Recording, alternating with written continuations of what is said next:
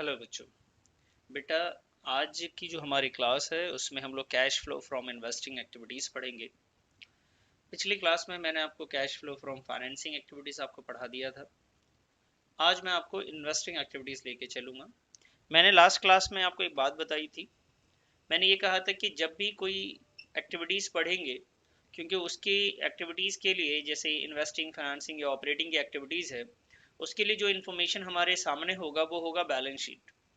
तो balance sheet को read करना बहुत ज़रूरी है कि बैलेंस शीट में से कौन सा पार्ट जो है इन्वेस्टिंग के काम आता है, कौन सा फाइनेंसिंग के, और कौन से पार्ट जो है ऑपरेटिंग के काम आता है। तो हम लोगों ने लास्ट क्लास में जो फाइनेंसिंग पढ़ा था बेटा, फाइनेंसिंग के लिए हमने शेयर होल्डर्स फंड देखा था, नॉन करेंट लायबिलिटी और करंट लायबिलिटी की कुछ चीज़ें हमने ली थी। इसी तरीके से जब इन्वेस्टिंग आप पढ़ेंगे तो इन्वेस्टिंग में भी आप यही चीज़ देखेंगे कि इन्वेस्टिंग की बैलेंस शीट में से क्या क्या चीज़ों को लेना है हमें, किसकी तरफ देखना है हमें। और एक बात और बता दूं, आपको लग रहा है कि अभी फाइनेंसिंग हमने कंप्लीट नहीं करा है, तो कोई प्रॉब्लम नहीं है, क्योंकि हमें दोबारा बनाना है। अभी पूरा जब कैश फ्लो बनाएंगे तो उस वक्त हम लोग फाइनेंस को और अच्छे से पढ़ेंगे। एक ओवरव्यू दे दिया मैंने कि फाइनेंसिंग में क्या क्या आता है, किस किस तरीके से फाइनेंस को करते हैं। अब इन्वेस्टिंग में भी ऐसी एक ओवरव्यू हमें मिल जाएगा। फिर ऑपरेटिंग का, उसके बाद हम फुल फ्लेज जब क्वेश्चन बनाएंगे तो सारे क्वेश्चन को कवर करते चलेंगे। आइए बच्चे, तो स्टार्ट करते हैं। इन्वेस्टिंग एक्टिविटीज के लिए बैलेंस शीट में क्या देखना है। देखिए, इन्वेस्टिंग का मतलब है कि कहीं पे आपने जो पैसे इन्वेस्ट कर रखे हैं, ठीक है जी, इन्वेस्ट कर रखे हैं, और वहां से आपका कोई ऐसा नहीं है कि वही मेन ऑपरेटिंग बिजनेस है। तो इन्वेस्टिंग जो है, जो बिजनेस को चलाने के लिए आपने इन्वेस्ट किया है या आपने साइड इनकम की। अब देखिए, आपके पास जो है बैलेंस शीट में एसेट साइड होता है बच्चे। बैलेंस शीट में कौन सा साइड होता है? Asset side. एसेट साइड में हमारे पास है बच्चे नॉन करंट एसेट्स। तो इन्वेस्टिंग एक्टिविटीज के लिए जो आपको देखना है वो नॉन करंट एसेट्स को देखना है बस। और नॉन करंट एसेट्स में कुछ हेड है, उसको आप ध्यान दीजिएगा। एक है बेटा फिक्स्ड एसेट्स, और इसी फिक्स एसेट्स के अंदर दो चीजें हैं। एक है टेंजिबल एसेट्स,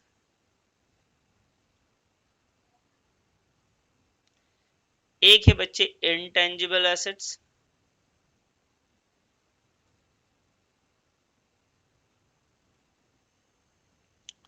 फिक्स एसेट्स के बाद आपके पास है नॉन करंट इन्वेस्टमेंट,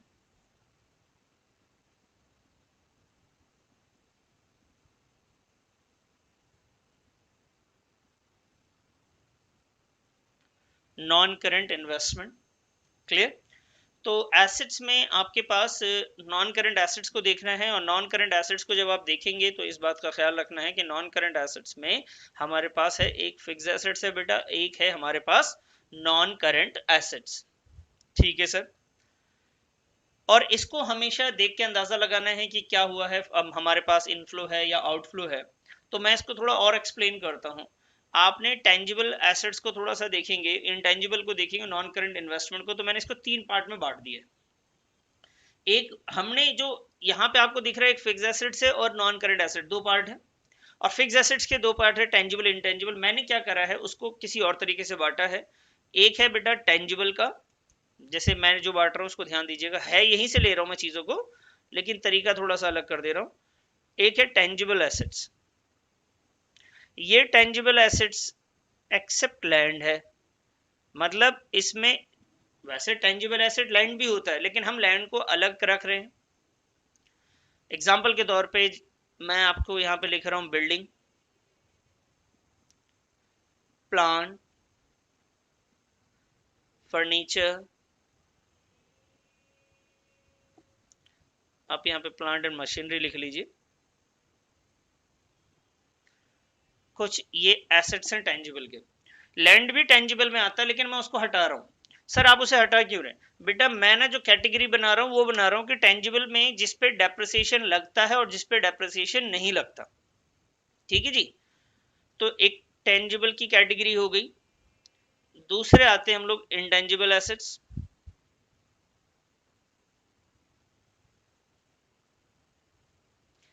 इनटेंजिबल में क्या है बेटा? इनटेंजिबल में है जिस तरीके से गुडविल, पैटेंट्स वगैरह वगैरह। और आइए नेक्स्ट, नॉन करंट इन्वेस्टमेंट,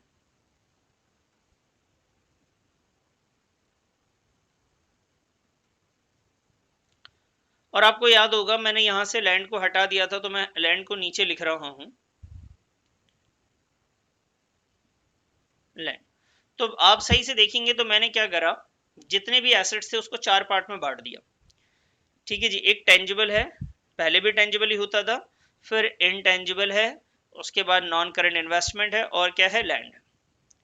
अब देखिए, जो बिल्डिंग की वैल्यू होती है, बिल्डिंग अगर प्रीवियस ईयर में, मैं एक एग्जांपल लिख रहा हूं यहाँ पे देखिएगा कि बिल्डिंग है, प्रीवियस ईयर की बात कर रहा हूं और करंट ईयर की। प्रीवियस ईयर में 10 लाख की बिल्डिंग थी, अब हो गई बेटा 20 लाख की।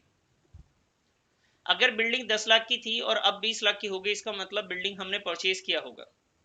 कितने का बेटा, 10 लाख का परचेज किया होगा, और परचेज किया इसका मतलब है कि आउटफ्लो ऑफ कैश है, आपके पास से पैसा गया होगा।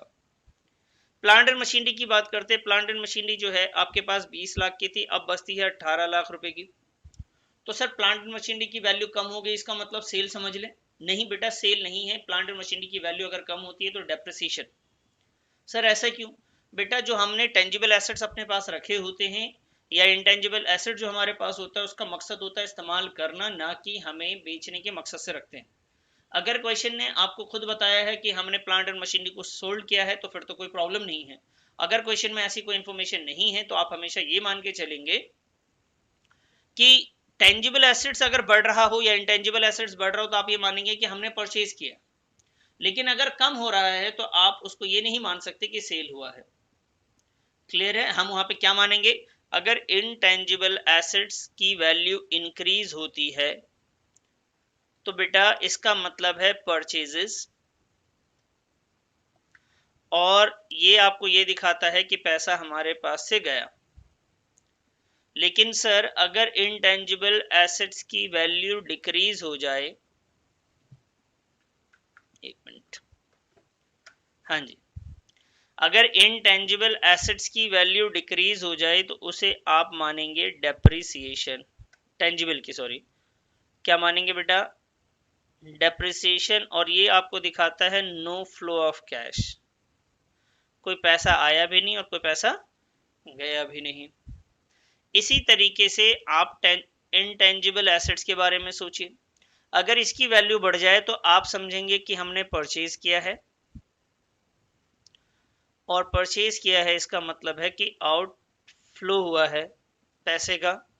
लेकिन सर इसकी वैल्यू कम हो जाए, तो आपको याद होगा कि जब इंटेंजिबल एसेट्स की वैल्यू कम होती है तो उसे डेप्रिसिएशन नहीं कह के हम लोग यहाँ पे अमोर्टाइजेशन कहते हैं। होता डेप्रिसिएशन जैसे ही है, मतलब वैल्यू कम हो नहीं है, लेकिन जब वैल्यू कम टेंजिबल की होती है तो वैसा उसे डेप्रिसिएशन कहते हैं, और इनटेंजिबल की होती है तो उसे अमोर्टाइजेशन कहते हैं। और इसका भी मतलब है no flow of cash, no flow of cash, को पैसा आया भी नहीं और गया भी नहीं। अब आइए नॉन करंट एसेट्स की बात करें। नॉन करंट एसेट्स और लैंड के बारे में क्या है बेटा, इसकी वैल्यू बढ़ जाए तो आप इसे भी समझेंगे परचेजेस, और परचेजेस है इसका मतलब आउटफ्लो है, पैसा गया हमारे पास से। और सर कम हो जाए तो बेटा इन्वेस्टमेंट और लैंड एक ऐसी चीज है जिसपे डेप्रिसिएशन नहीं लगता। इन्वेस्टमेंट और लैंड क्या ऐसी चीज है जिसपे डेप्रिसिएशन नहीं लगता है, तो इसकी वैल्यू अगर कम हो जाए तो आप इसे समझेंगे सेल, और सेल होगा तो इनफ्लो ऑफ कैश होगा। तो बैलेंस शीट में जो हमें देखना है वो ये देखना है बेटा, नॉन करंट एसेट्स के लिए। नॉन करंट एसेट्स के लिए आप क्या क्या देखेंगे, आप देखेंगे टेंजिबल एसेट्स, क्या देखेंगे बेटा, आप देखेंगे टेंजिबल एसेट्स, फिर आप देखेंगे इनटेंजिबल एसेट्स, आप देखेंगे नॉन करंट एसेट्स, उसके बाद आप देखेंगे लैंड।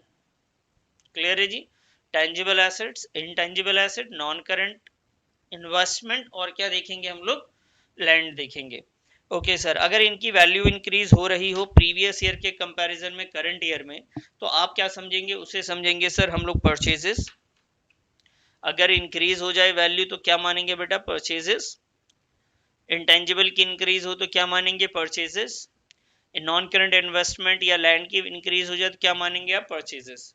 लेकिन अगर इन्हीं की वैल्यू गिर रही है और क्वेश्चन ने कुछ नहीं कहा, कम हो रही है वैल्यू, तो आप उसे डेप्रिसिएशन मानेंगे, जो कि कैश फ्लो में आप इन्वेस्टिंग में ऐसा समझेंगे कि कोई फ्लो ही नहीं है, उसको लिखने की जरूरत नहीं है इन्वेस्टिंग एक्टिविटीज में। अमोर्टाइजेशन मानेंगे और यहाँ भी पैसा आपके पास से गया नहीं, लेकिन नॉन करंट इन्वेस्टमेंट और लैंड की अगर बात करें तो वहां पे आप सेल मानेंगे।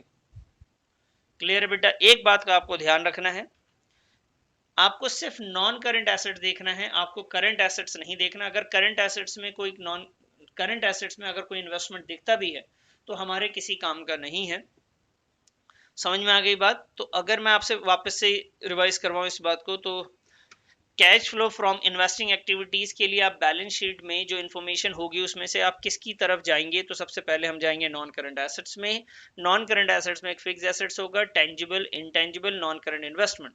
टेंजिबल में लैंड को छोड़ दीजिए, इनटेंजिबल और नॉन करंट इन्वेस्टमेंट, तो जितनी भी वैल्यू अगर बढ़ती है किसी भी चीज की, टेंजिबल में किसी की भी वैल्यू बढ़ती है तो आप उसे परचेजेस मानेंगे, लेकिन अगर वो घट जाए तो आप उसे क्या मानेंगे? डेप्रिसिएशन मानेंगे बेटा। क्लियर है? बस इतनी सी बात आपको याद रखनी है। अच्छा सर, सेल कब मानेंगे? बेटा क्वेश्चन आपको मेंशन करेगा सेल कब कहेगा तो आप सेल लीजिएगा, वरना सेल लेने की जरूरत नहीं है। चलिए जी, अब मैं इसके ऊपर आपको एक दो क्वेश्चन करवाता हूं जिससे आपको समझ में आ जाए कि आप इसको किस तरीके से बनाएंगे।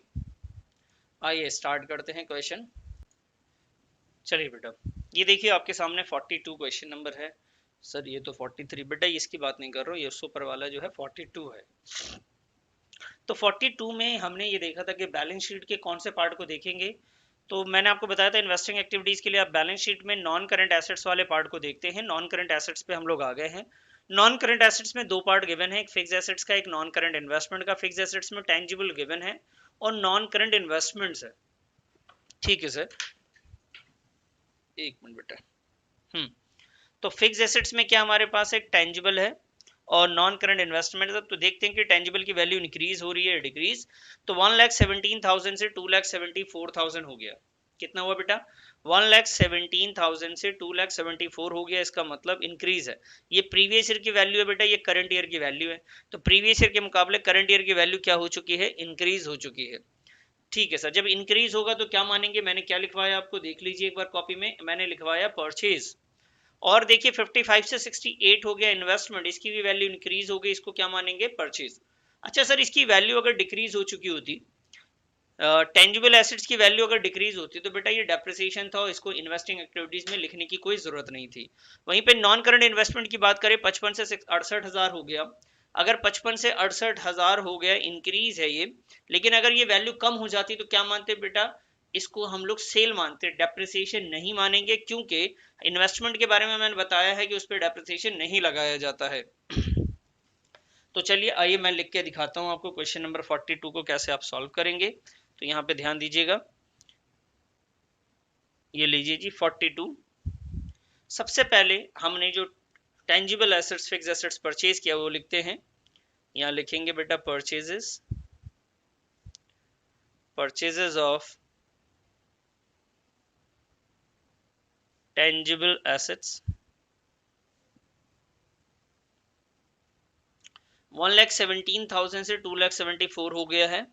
और नॉन करंट इन्वेस्टमेंट भी यही हो रहा है बेटा, परचेजेस ऑफ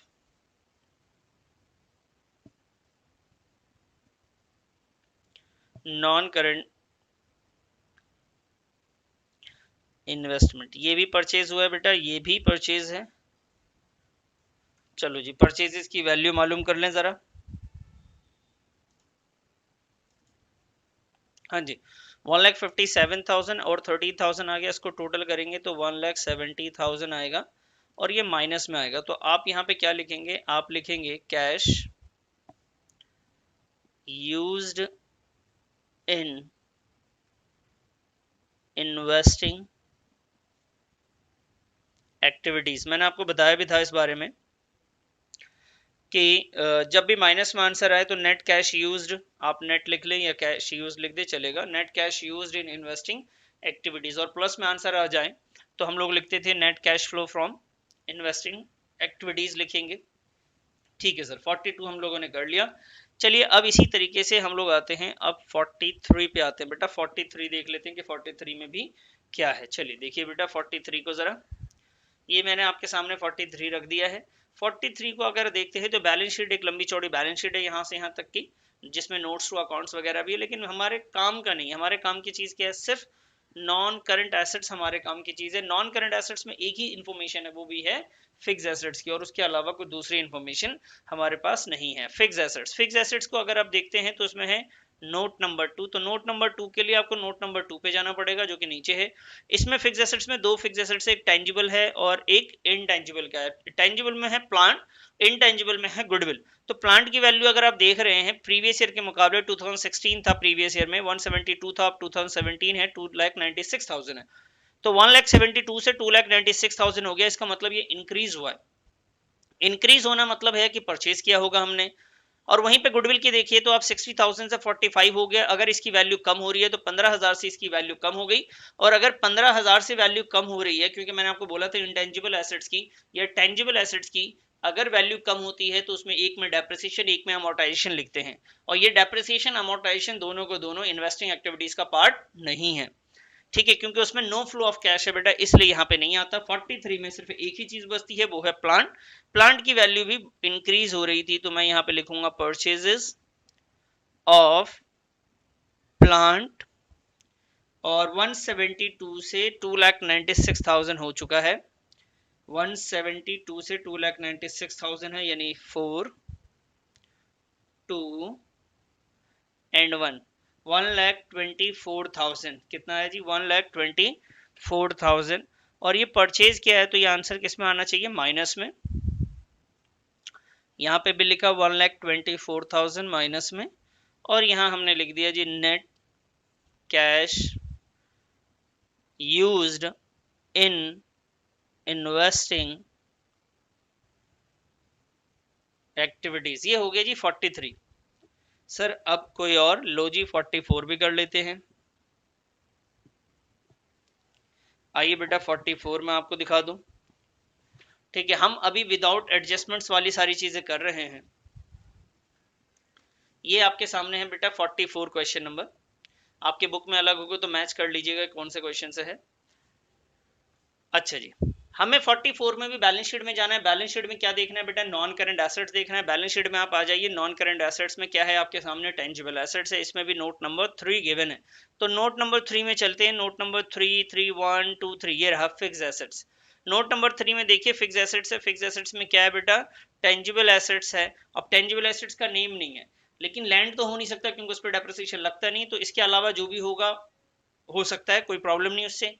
और यहाँ पे एक्यूमुलेटेड डेप्रिसिएशन भी दिया हुआ, और कोई इन्फॉर्मेशन बैलेंस शीट के बाहर नहीं है कि परचेज हुआ या सेल हुआ।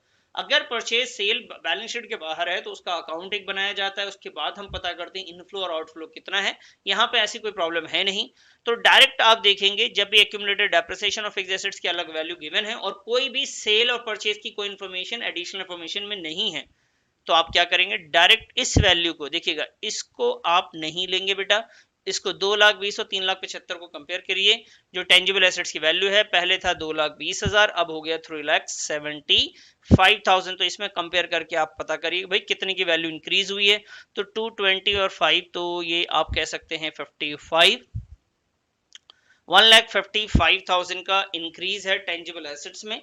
तो आइए बेटा 44 में आप क्या लिखेंगे, यहां लिखेंगे purchases, purchases of tangible assets,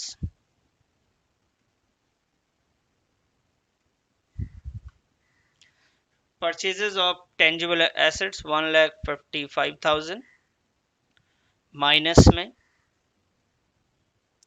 और 155 माइनस में जब आता है तो इसे हम लोग क्या कहते हैं भाई, net cash used in investing activities. Net cash used in investing activities हम लोग कहते हैं। 44 हो गया हमसे, ठीक है सर। अब इसके बाद जो है एडजस्टमेंट्स वाले क्वेश्चन है, जिसमें एडजस्टमेंट है, जिसमें एडजस्टमेंट नहीं है पहले वो हम कर लेते हैं। आइए जी 46 करता हूं मैं आपके सामने।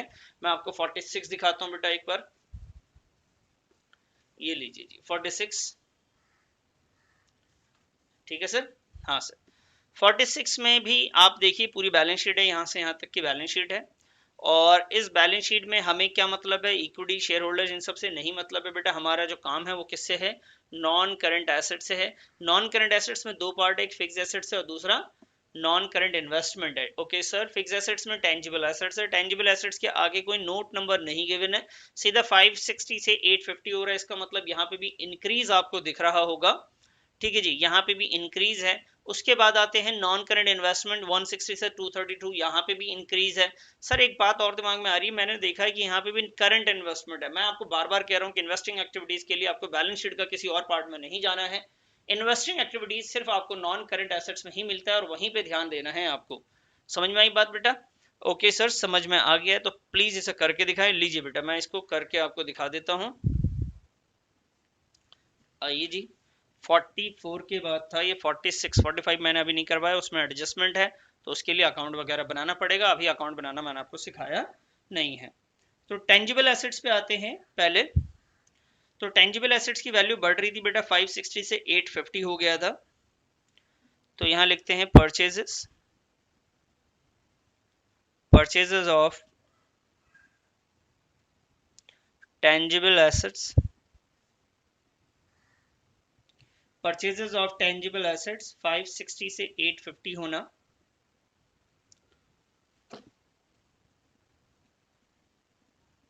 सिक्सटी माइनस का 850, 2,90,000। ठीक है सर। इन्वेस्टमेंट बात करें, नॉन करंट इन्वेस्टमेंट भी इंक्रीज हो रहा है, तो लिखेंगे परचेजेस ऑफ